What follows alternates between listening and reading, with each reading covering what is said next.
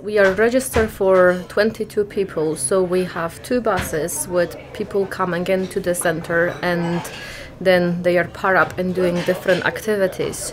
So we come up every maybe 6 months, we come up with different plan about what people would like to be doing and what they are best at. If they feel there is something which they are maybe lacking, if for example there are some people who need to improve their mobility or confidence, we'll maybe put them into an exercise group.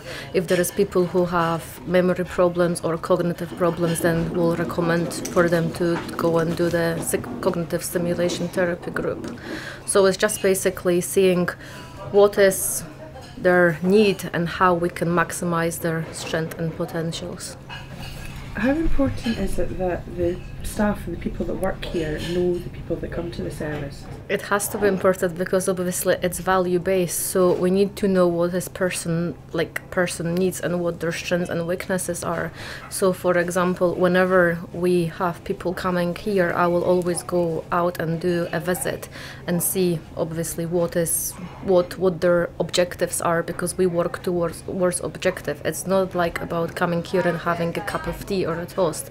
It's about achieving your goals, which have to be realistic. It can be a goal of just say climbing Kilimanjaro. It has to be a little goal but very achievable.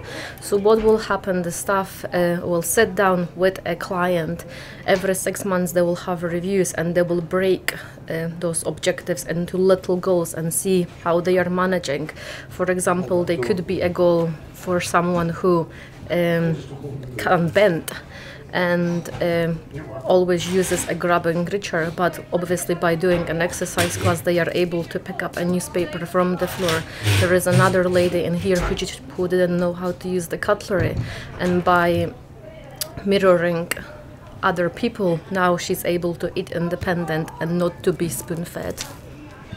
I think the biggest strength in Granton Day Centre is not about what we want as a team, it's about what the individual wants as a person. So we are always, as I said, looking about center approach, and anything what we do, it's always followed by what actually the person, what their goals and aspirations are.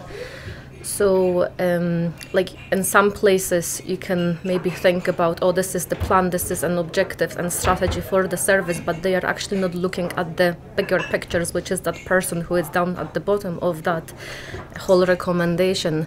So sometimes like we have a client in here, for example, who could be physically challenging, and when he comes in here, instead of telling him, for example, oh, could you please come and have lunch with us just now, and grab him, if he doesn't respond, we'll actually take lunch to him. So instead of making him more angry and agitated, we are trying to meet his needs but in a different way. And when he goes to respite, we hear that, oh, the staff cannot cope with this particular person. But I'm asking, but why can you not cope if we can cope? And that's because they are working into a routine. Lunch is at 12 o'clock, so you have to stand up and do lunch. But we try not to do this. As I said, we try to see, if he can stand up, I will go to him and take a plate and start helping him out.